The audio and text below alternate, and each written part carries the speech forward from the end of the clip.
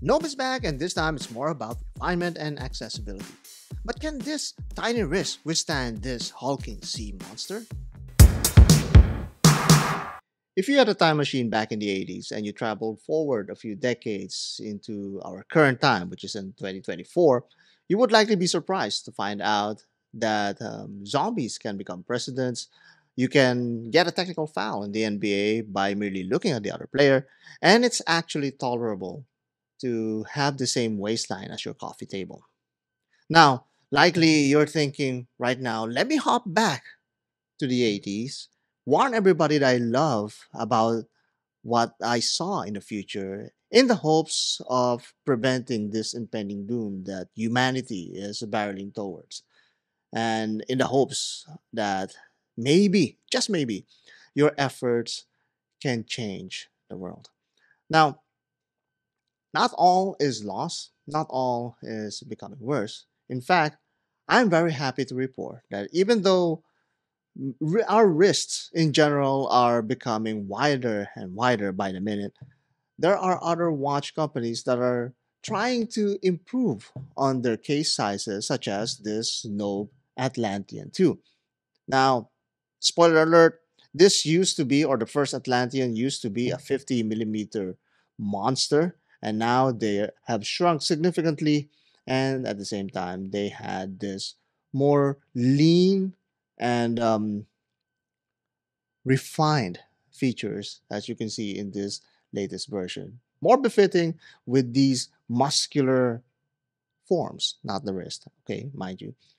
I still have dainty watch pirate wrists, but even this dainty watch pirate wrist can actually wear this very nice Atlantean tube. So let's explore what makes this Atlantean 2 a much more refined version of the previous Atlantean and what makes this a much more desirable and wearable watch even for little wrists like mine. The Atlantean 2 is a culmination of refined engineering and community feedback according to the brand. When I first saw the original Atlantean, I was struck by its very impressive 50mm case size, and I immediately cowered behind my wife, hoping that one day she'll bully her way into the brand and remake this into a more manageable case for this dainty watch pirate to review. I'm sure that my wife gave no the idea of shrinking this down to 46mm to ensure it will enslave my wrist without outright eating it. It's still Swiss made, thankfully, so it's a definite upgrade aside from the quite literal upscaling against the other brands. Also, thankfully, the lug distance is a decent 49mm, placing this hulking beast within my wrist limits. On my wrist, it felt like it needs to have a license to wield and extra muscles to swing. It's rock hard, weighs a ton, and scares the living daylights out of every doorpost I pass by.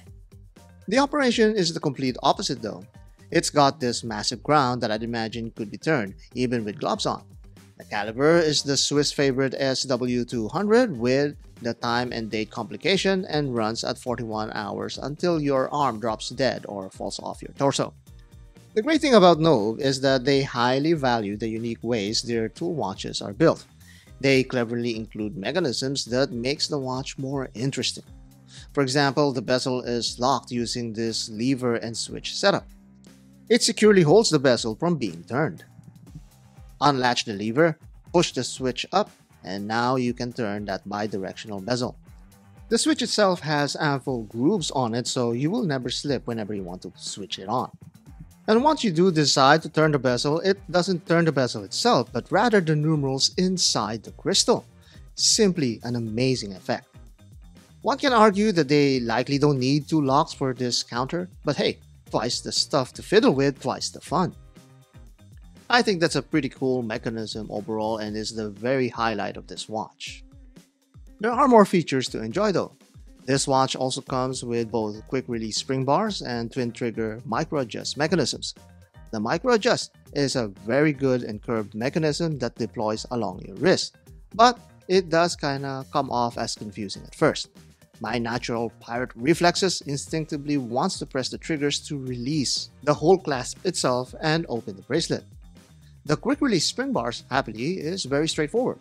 It enables you to swap end links, so you can install these adapters that in turn will give you even more strap options to attach onto. These uses 22mm spring bars and works very well for the Atlantean. These adapters, though, extend the end links of the watch tremendously, which almost renders our straps useless if you bought them to fit your wrist.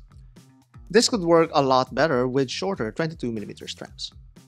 This hunter-style strap complements this green dial and bezel harmoniously. However, this typically fits my wrist down to the second to the last hole adjustment. After installing it on this lug adapter, the smallest adjustment size does not fit my wrist any longer. I imagine that many of you won't have this issue at all, as my wrist is an anomaly not worth mentioning any more than the 30,000 times that I've done so in this video. It's a nice option, yes, and it really makes the Atlantean a lot more wearable for the types of people like me. But it's also a relationship thing between you and the watch. You'll need to work with it, clothe it, feed it, use it. The more the ownership progresses, the more ways you'll find to use this watch. You'll invest on more straps for sure. You'll explore more deployants to switch it up with. These Artem straps are just a good example of those. You just need to do the extra work by ordering the right length for this timepiece. Or go the watch pirate route and just throw in any watch strap lying around with reckless disregard. This NATO, in fact, is of the 20mm kind, but since there's a lot of metal covering this watch, you'll hardly notice the gaps on each side. Sean Connery that thing, my matey. The Atlantean is a visually striking watch that I think demands a certain hands-on experience to bring out the best of it. Mind you, it does stand on its own as a unique alternative to many of the brands in your collection. It's a sophisticated sea monster if you ever saw one. Beside the skin diver from Wise, it definitely feels like an Atlantic Pollock inside Lex Luthor's exosuit. I mean, look at that. It's practically marginalizing this poor little dive watch. It's also likely that this Atlantean has this Adamascus lunch money, but that's yet to be confirmed. So let's bring in a watch that could actually stand toe-to-toe with the Atlantean. This Seiko Tuna, with a custom royal oak bracelet no less, is a real heavyweight in more sense than one. It's got that legendary name, amazing durability, and reliability that Japanese watches are known for. The sizing is very similar, and I think we found its target market. Now let's lay this Nove on the table to see how it fares against the crowd.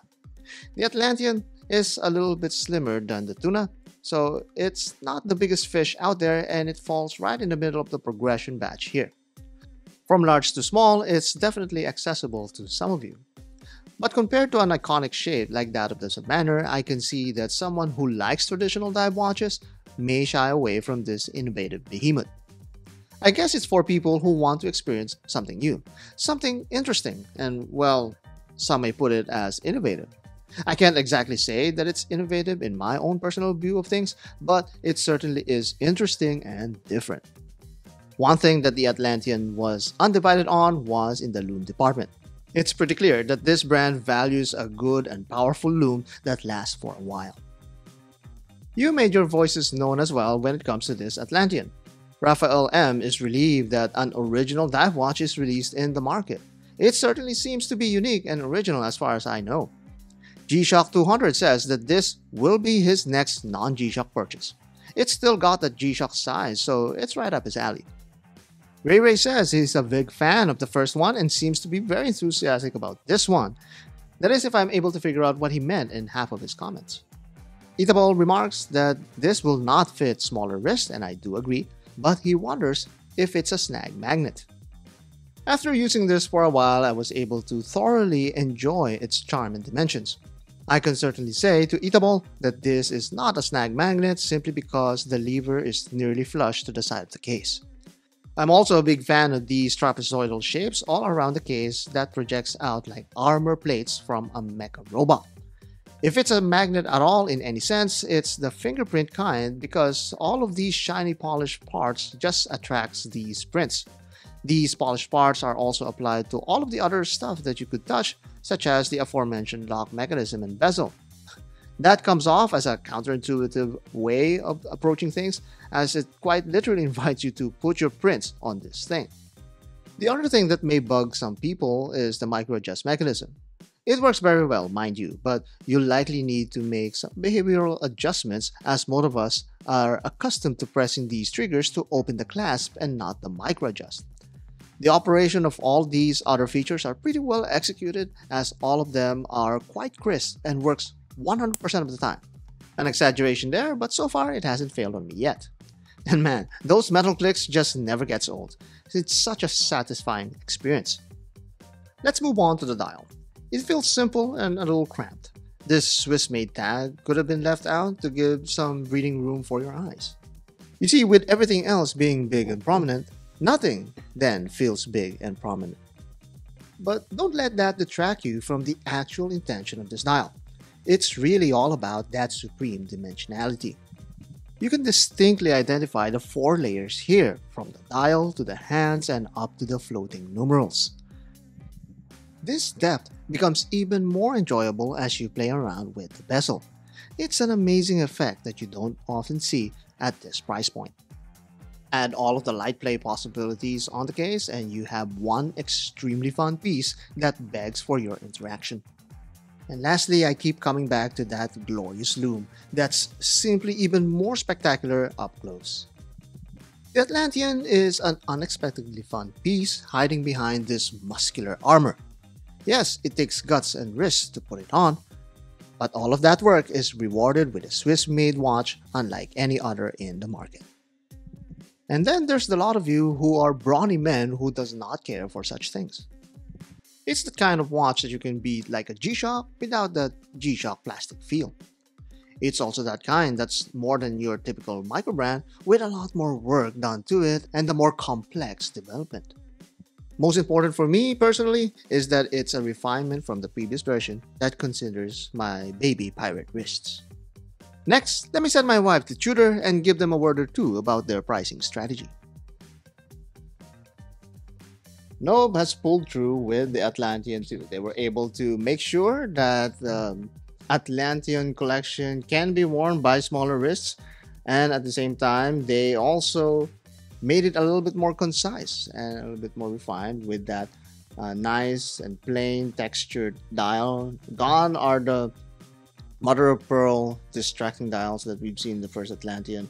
Now they're a lot more appealing to the more reserved crowd while maintaining that very unique timing mechanism that has those numerals inside the crystal. Very, very cool. I love that. That's a very nice feature. And you know what makes this a lot more wearable? It's because I'm already used to wearing large watches on my smaller wrists, such as G-Shocks and Seiko Tunas. So if you're tired, like me, if you're tired of wearing those brand mainstays such as G-Shocks and Seikos with their big and muscular watches, then maybe the Atlantean is a good alternative for you. And at the same time, it's very interesting. Look at that. Look at that mechanism.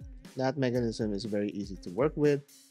It's a lot more workable than the previous one that we reviewed, the Gemini. Now this is a lot more workable. I love it. So comment down below. Let me know if you guys are willing to drop your money on this this Atlantean too. It comes in 3 different colors, and let's see what else Nove can come up with. And it seems that there's no stopping. Nove is continually releasing these new iterations of their older watches, and there's also that very thin one. I haven't seen that yet. Maybe in time I can review that as well. So comment down below. Let me know what you guys think. Let me know if this is an alternative for you for your Seiko Tunas and your G-Shocks.